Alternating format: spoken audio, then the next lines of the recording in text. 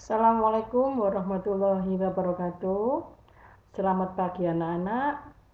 Meskipun kamu berada di rumah, kamu tetap mengikuti pelajaran ilmu pengetahuan sosial. Saya lanjutkan tentang bab 1 kemarin ya. Keunggulan dan keterampilan antar ruang serta pengaruhnya terhadap kegiatan ekonomi, sosial budaya di Indonesia dan ASEAN.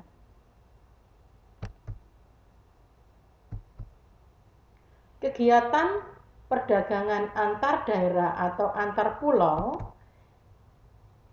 yaitu kegiatan tukar-menukar barang atau jasa dengan kesepakatan bersama.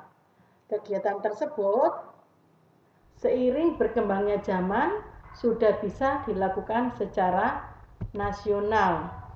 Nah, semakin canggih teknologi, maka jangan heran bila barang dari kota-kota di Pulau Jawa bisa ada di Pulau Irian, atau produksi kota di Pulau Sumatera bisa ada di Pulau Sulawesi.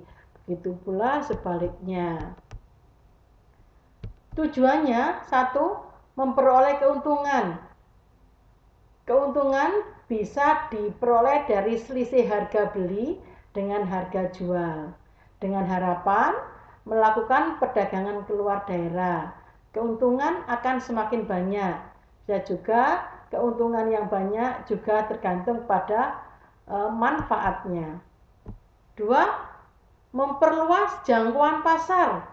Bisa juga semakin luas jangkauannya, maka semakin banyak konsumen. Semakin banyak pula konsumen, semakin banyak pula keuntungannya.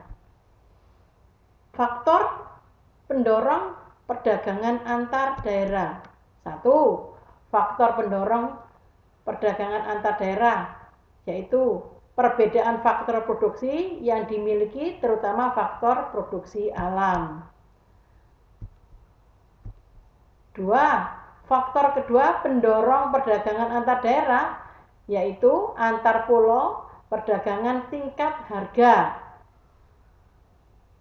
Contoh, di kota Pekalongan yang terkenal dengan penghasil batik, pengrajin batik pasti ingin mendapatkan keuntungan. Lah umumnya harga batik di Pekalongan lebih murah, sedangkan dijual di luar agak mahal.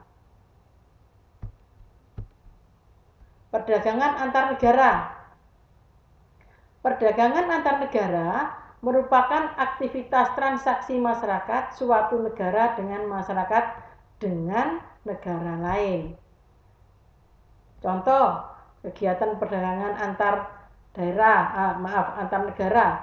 Aktivitas perdagangan antar negara bisa dibedakan menjadi dua, yaitu ekspor dan impor. Ekspor merupakan kegiatan menjual barang atau jasa ke luar negeri. Melakukan kegiatan ekspor itu disebut eksportir dengan tujuan barang atau jasa memperoleh keuntungan. Impor merupakan kegiatan membeli barang dan jasa dari luar negeri.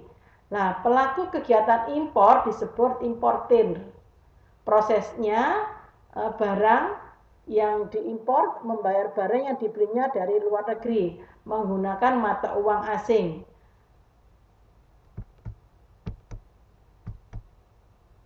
Pasti kegiatan perdagangan antar negara memiliki manfaat. Ya, contohnya seperti barang-barang yang impor di negara berkembang umumnya barang-barang dengan teknologi tinggi. Tujuan perdagangan ekspor dan impor satu, membuka perdagangan di luar negeri, menambah pendapatan devisa dan menambah harga jual tinggi.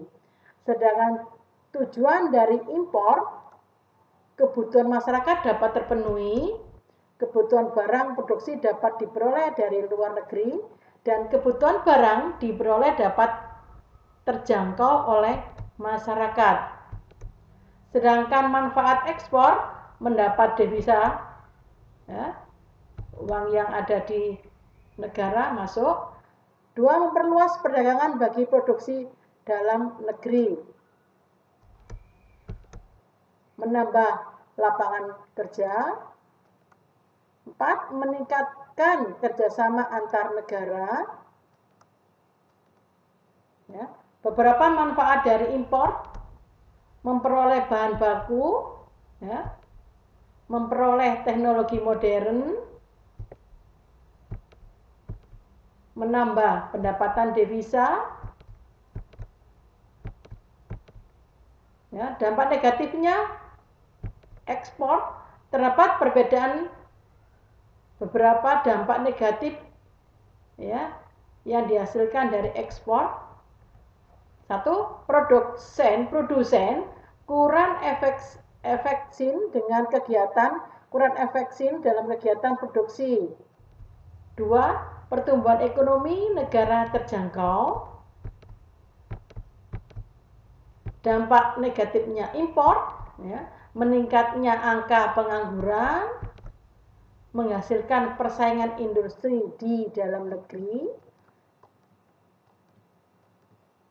Nah, negara meminimalisir pembatasan kegiatan impor untuk mengurangi dampak impor di dalam negeri. Adapun dampak positifnya, negara yang membatasi impor antara lain mengurangi pengeluaran dan dari devisa, mengurangi barang impor, ya, mencintai barang dalam negeri, ya, dan menambah kekuatan neraca. Sekian materi dari saya. Wassalamualaikum warahmatullahi wabarakatuh.